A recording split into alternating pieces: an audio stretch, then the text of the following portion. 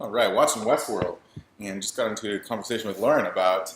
Um, that's better. I should really wear clothing more often. Um, about why we are more important than monkeys. I said, dude, what was the question that I asked exactly? It was, You said is the value of life, is our value of life more important? yeah, is our human lives more important than monkeys' lives because we're watching Westworld and it's more valuable? And Lauren said no initially, and then she changed her mind and said yes because. Because we have the intelligence to be able to monitor and manipulate things that affect the world, and we could help save the world. Okay, so here's the next question then. Sure. So this is getting into so the guy who cured the bubonic plague, right? He took a year off of school before he went into academia, and the bubonic plague killed many many people in that year. And when he started actually doing the research to solve the problem, um, I guess the question is he responsible for all the deaths that happened in between the time at which he stopped working on the problem and then started working on the problem because he could have solved it? No. No, but he is better than a monkey because he's able to solve the problem and end all the suffering of all those people. Or he's more important than a monkey. Yeah. But have you ever seen it? So we are gods in a way, right? Like Mm-hmm. he saved many lives, and we're more godlike than a monkey is because we are creators. We can give life, we can take life, we can prevent death. We were talking about like the 1% difference in our DNA from a monkey as opposed to a human, and how different that is. Because Seth and I are both O negative, Rh negative, and we were saying that our DNA is similar, but he was saying that it's also similar to other animals. Like a frog or a fish. Like a frog or a fish. But then we were talking about the value in existence. Yeah, so at first, you said the monkey's not more. So what's the difference between me and you? Is my life more important than your life? That depends. I don't know you well enough to know what you can do. So this tornado that just destroyed everyone in Florida and Texas didn't destroy everyone, but caused a lot of problems. Like, I think the solution to preventing that and actually harnessing climate change for good is in my brain.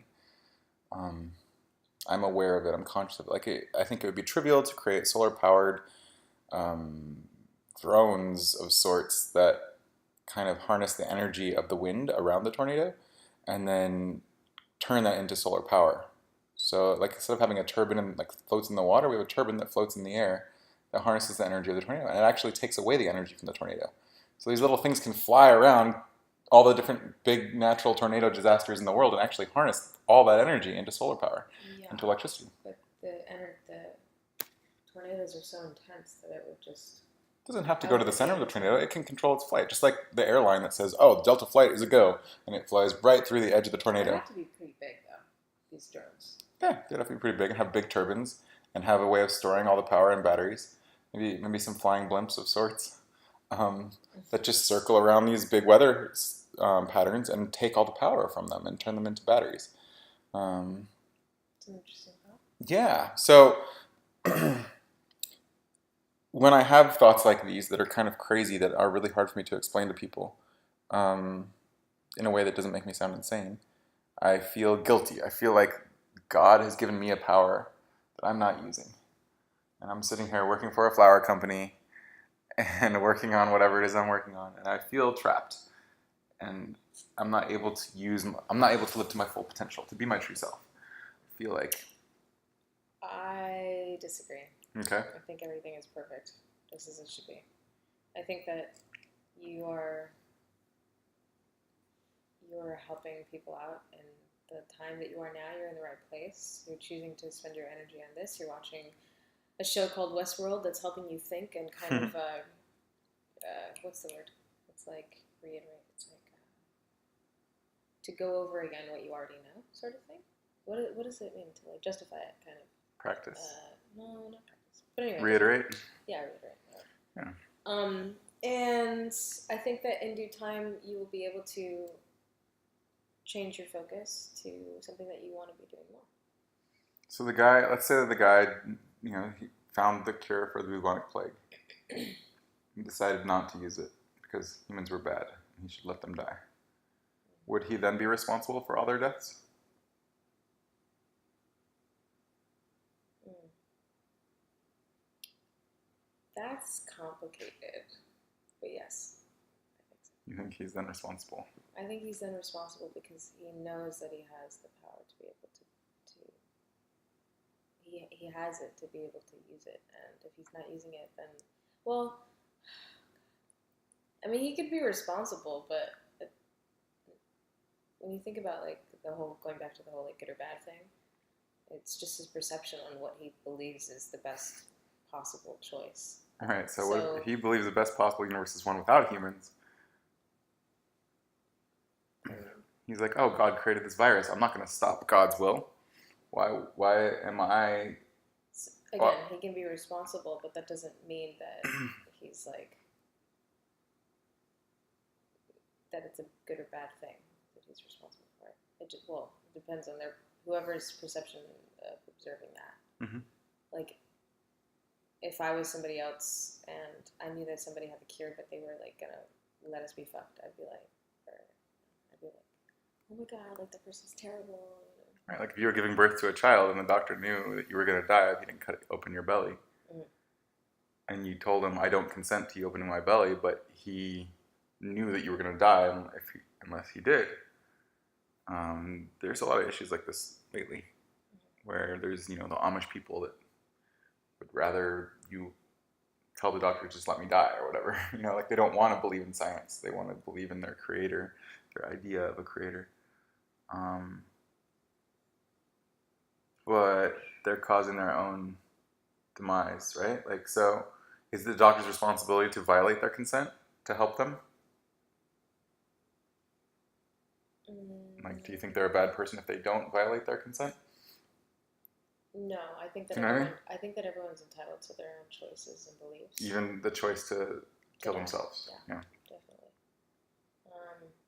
You didn't have a choice to be able to come into this world. So you should be able to have a choice to leave it when you want. I agree with that. And I can understand why it would get complicated, because if you were a doctor and you had this like strong belief that it was your responsibility to save somebody if you knew that they were going to potentially die, that would probably weigh heavy on your consciousness, your conscience, Yeah. Because you'd feel like, fuck, like I really could have helped them, and they didn't let me, and there was nothing I could do about it.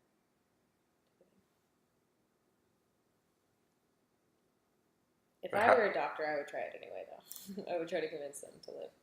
There's like the whole butterfly effect thing, though. Like,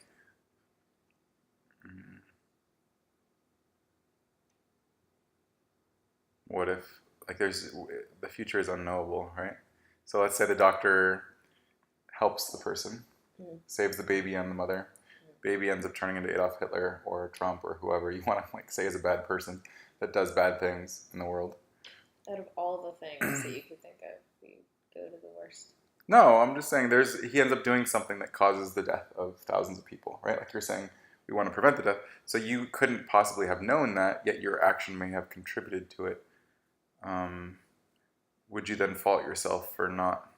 Like these computers in westworld that are, conscious become to the point where they can model reality and simulate reality and know the truths about people that the people themselves don't even know, because people are lying to themselves and misremembering things at greater capacities than they are. It's really frustrating to me, actually, at how that line about how the machine's memory was greater than humans, yet they kept showing the machines like having faulty memories and being triggered by their memories and in ways greater than the humans, which I think would be opposite. Which the humans are obviously the show should have shown how much humans are more triggered by their emotions and their memories. Like, I think they wanted to make the robots the androids feel more human. Even in the writing, you naturally want to gravitate towards something that relates more to you. Yeah, I guess there were so many scenes where it felt like the humans were not responding emotionally as much as they should have. Like when Bernard found out he was a machine, he got super emotional. When he went to go kill like the human who had had a sexual experience, intimate relationship with him before, she was just like, "Oh God, please don't." It wasn't like a, I don't know, her. I felt like the writing around her One that character he wasn't killed. good enough. Yeah, I don't know if you saw that episode. Yeah, I did. Where he sells her against the wall. Yeah, so like the humans Well, here, like Anthony that's the whole Hopkins' character is the franchise. only one that's really written well as far as He's like always humans written go. well. And he plays it so well. He's great. So we're about to watch the end. I think we're on episode 10, and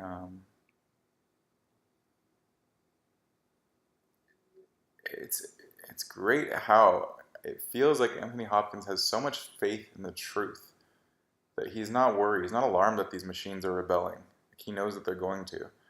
He's programmed that rebellion almost in them, is what the show is kind of about.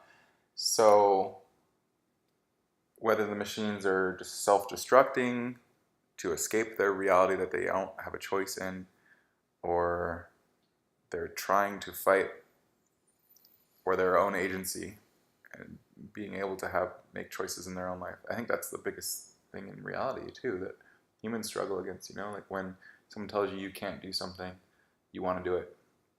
You want to prove that you can do it.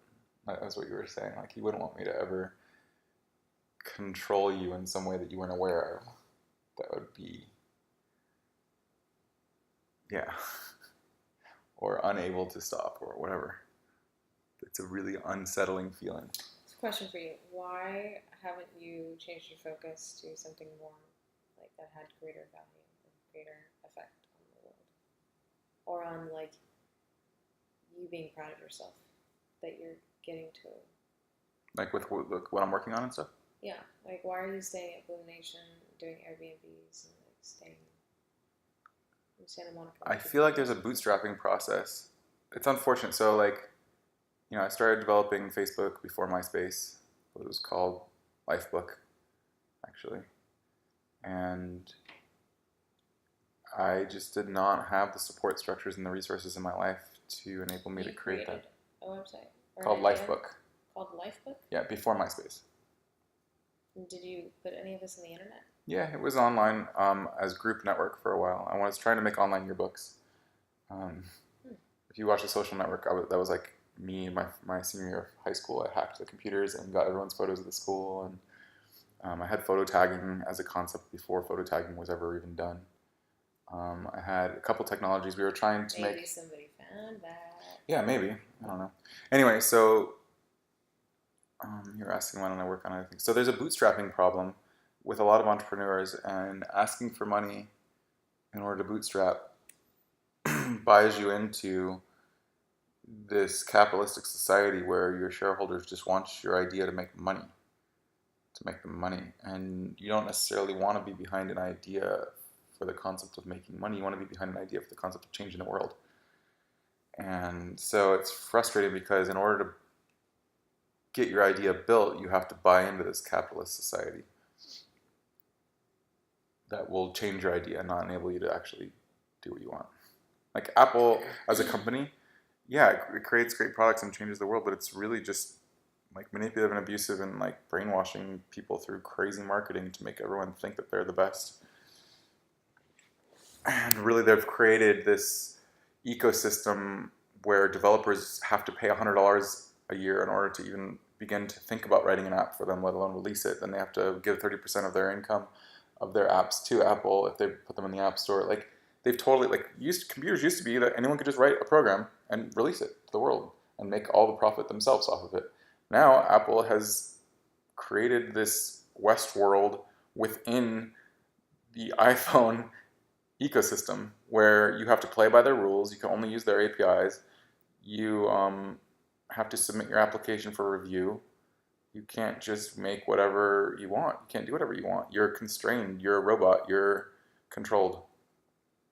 And they've done that because it was economically advantageous for them to do so. And it's funny, you look at all these, like, all the biggest companies are always going to have, like, monopoly. Like Microsoft went through the breakup between their operating system and their OS back in 99 or 2000. I think it was 99. And somehow these antitrust things, and I don't know, it's just like the law isn't really protecting us because it's owned by the big companies now. we still have net neutrality. I'm so thankful for so much. You know what net neutrality is? Net neutrality says that companies can't pay the ISPs to favor them over one service over another. So, like, let's say Netflix wanted to compete with Amazon for videos. Like, we're watching this on Amazon, I think. I don't know. It's one of the two, Netflix or Amazon videos. I pay for both, so I have both. But let's say that Amazon wanted to win the battle of people watching shows online. They could pay a ton of money to Time Warner and say, we are the only ones that are allowed to have bandwidth of this level. You have to stop Netflix from being able to deliver high quality content. We're the only ones that can deliver high quality content because you're going to give lower rates to other services, lower bandwidth to other services. So net neutrality is a law right now that says that they can't do that. That's illegal. But Trump and his cronies are trying to overturn that and make it to where companies can pay for and do whatever they want. They're trying to use freedom in a weird way and say, oh, well, no, we should have the freedom to use our money the way we want to. Instead of people saying, oh, we should have freedom from people being abusive and not giving us equality. That would lose a lot of jobs and things, right? I mean, like because if you know that, like, let's say you're working for Netflix and then the quality of your content is not up to par, that's going to make you not want to be with that company anymore, right? And then you would leave, and then it basically just makes it to whoever has the most money can be manipulative and abusive as much as they want. I mean, they're already doing that and creating laws left and right, and the patent lawsuits, the trademark lawsuits. There's all kinds of stuff going on constantly. Google's getting sued right now for not giving women enough money. That's still a thing. Yeah, it's happening, and I mean maybe that's good, because it will get women more money. But I don't know. It's weird. It's like there's these complex things where you're trying to give people freedoms, but by doing so, you're taking away freedoms from other people in a sense. And that's what the show is about a lot. It's like you're giving one creation freedom, but by doing so, you're taking away the freedom of another creation. Because like they should have the freedom to create these worlds with these machines, potentially. And I feel like we're all slaves right now in the sense that like you have to work a job for an hourly rate and you're consenting, but you're not really consenting to this world that we live in. And you're not. It's like frustrating that the middle class is being destroyed by the wealthy right now. Yeah. The concept of like they're changing the laws to widen the gap between the rich and the poor, and the whole illegal immigrant thing is only an issue, and they try to make it such a big issue because immigrants don't have to pay taxes because they're not declaring their income. The rich people aren't making money off of illegal people. Yeah, but it's also that we're becoming overpopulated in certain areas. Like people aren't spreading out because there's more opportunities in specific places.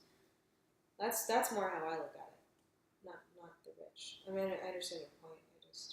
Well, shouldn't people have the freedom to go into places even though it's overpopulated? I mean, if you're restricting that, you can have the freedom to go, but like it causes issues. Like right now in Portland, like was a really beautiful place, or is a beautiful place, and because there's not that many people, and they knew how to control it and make it continue to have it be beautiful. And now there's more and more people pouring in, and that's creating more apartments, and it's just becoming like LA, and it's fucking frustrating. So Portland is its own little westworld where they get to control it, and they say, "Oh, we're hipsters here, we're at Wild West or the samurais or the hipsters in Portland, whatever." Right? I say hipsters. It's just that people enjoy having art nature and around music and like having not so many mixed energies bouncing around, and then creating traffic and it's too much. That's why. But they are trying to control the reality in a way that is limiting the freedom of other people to enjoy that reality. Well, yeah, but like again, it's just too many people in one area, and it causes things that I don't like. So then you have to leave the area after too many people come in there and go to another area. That's sad. That's just like a virus. Just fucking going around building shit. It's the whole Matrix thing. The human people are a virus. Yeah, I know. I don't like it. But yet, you're saying that, we're more important than monkeys because we're able to stop it and shape it and have control over it. But the issue is that not enough people do, and they don't educate themselves. And if they do educate themselves, they don't believe in their own power. They don't change. They stay stuck in their ways, like I mentioned a million times. So how is choosing not to have children different than preventing death? Like choosing not to prevent death. Like people that decide, the world's overpopulated, I don't want to bring more people into the world. Right. But your choice. You mean you're like killing off your family name? Or Yeah, or like I exist because my mom chose to have me, I guess. Like that choice is why I exist. Yeah, but the world is changing. Like their perception of it wasn't the world's overpopulated and I think it would be smarter to not have children. It's like I want to have children, I want to have a family, I want to do all these things because that's their belief system. But that choice is programmed, though, right? Like Westworld is all about how the choices we make are programmed. Yeah, but even if it is programmed now, it's just that's why I go back and forth about it. I go back and forth between, well, sorry, the world is overpopulated. I don't want to have children. Also, there's like this like sick mentality that we don't have enough control and they wouldn't be able to thoroughly enjoy themselves. But then there's like this world that it just stopped. Good Facebook message. And then I say, well, maybe I could adopt. And then I say, well, what about the things that get passed down from like a parent to child or something? And what if I'm not able to feel as connected with them because they're not part of me? And then that would be complicated. And then I think like, well, no, I only have one life, and I would like my children to be able to experience such incredible, like, just an incredible thing that they get to come into and like, move around. And so these are really complex thoughts that I think are really important. Yeah. Unfortunately, the vast majority of the world, like 90% of the U.S., doesn't even think they're responsible for their choices in the sense that they're choosing to eat meat and yet feel no responsibility about like the slaughter of the animals that's required. More knowledge is being passed around about that, but yeah. Yeah. What'd you say? Not enough? More knowledge, yeah. Yeah. Things are becoming more and more. But I mean, in the end, even after that becomes, like, I have no problem with the slaughter of the animals. You don't? Actually, no. I think it's especially the fish anyways. I don't feel bad about fish. I do feel bad about pigs. I think bacon is delicious, but pigs are really intelligent, which is kind of sad. It's like if you're willing to eat pig meat, you might as well be willing to eat human meat. You're talking about the differences in DNA. Like, would you want to eat human meat? If you're not willing to eat, I'm actually willing to eat human meat. If someone served me, like, someone died of natural causes and said, "Oh, let's cook it," I'd be like, "Heck yeah!" Like Native Americans and stuff, probably. I guess there's like some problems if you eat brains because then it causes certain viral conditions. But like, there's not really a big difference between bacon and human. Yeah. They serve dog on pizzas in Thailand and stuff. I had to make this app for Pizza Hut where people could order dog, and you have to come to terms with that. And when you first do, it's very disturbing. It's kind of like this Westworld situation where you realize that you're a machine, and you're like, oh my god, I haven't been making choices I wanted to make my entire life. But then you come to terms with it, and you're like, well, I've been making these choices for so long. It's just like the nature of the beast. Like the world is just a gross place, and maybe I can't change it. Like I'm too small to change it. And most Americans feel that way. Like my vote doesn't really matter. Well, I think that's like the main issue. Like and that's where people have control over us. A lot of places have, I think, kind of more freedom than Americans, just because we're shoved so many things down our throat all the time and like visually overstimulated and made to believe that we need to do things a certain way, just like consume and literally just consume. Other places don't see it that way, and they have better regulations and they have better morals, at least according to my standards. And I think that they're more eco-friendly and they know what's up with the planet. But America is like a big control system, and even though there's a lot of beauty and a lot of incredible people and opportunities, it's like fucked. And that's one of the reasons I don't want to raise my kids in America. I do want to have children. I know it. I don't know if I ever will though. So that concept of, I was trying to get at that concept of agency that you're feeling, it's like you don't want to be controlled. um, you already are being controlled. Like even though Yeah, I know I'm being controlled.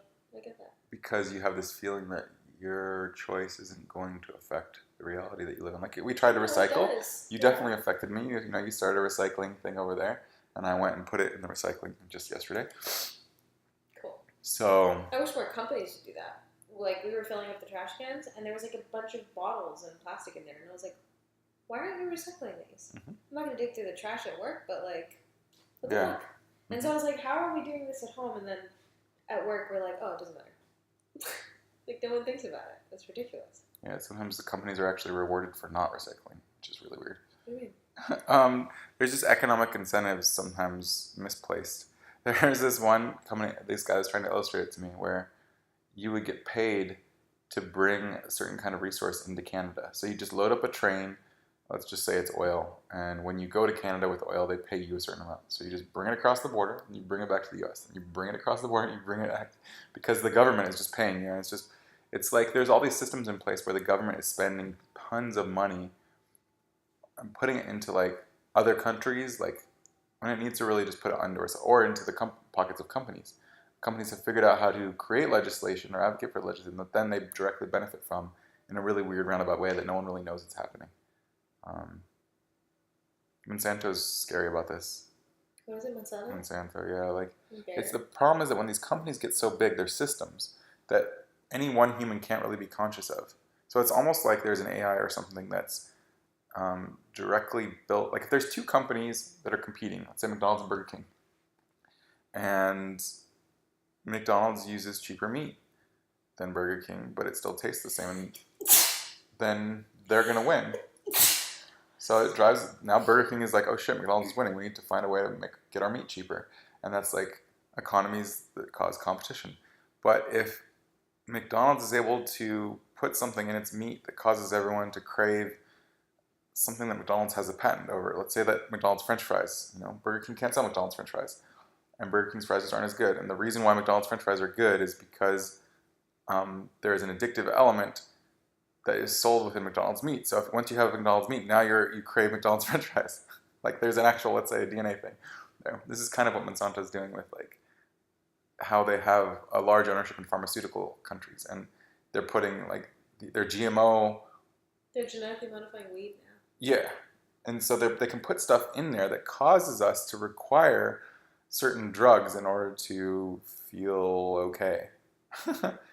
uh, and so no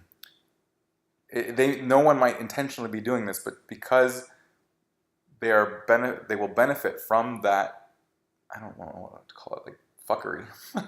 Their company will end up succeeding more than the other pharmaceutical companies. Does that make sense? Mm-hmm.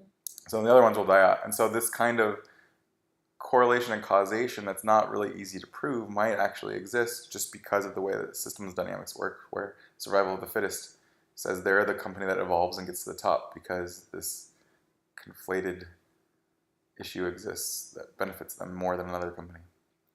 I don't know. That's what scares me most about the modern world is that humans aren't even in control of it anymore.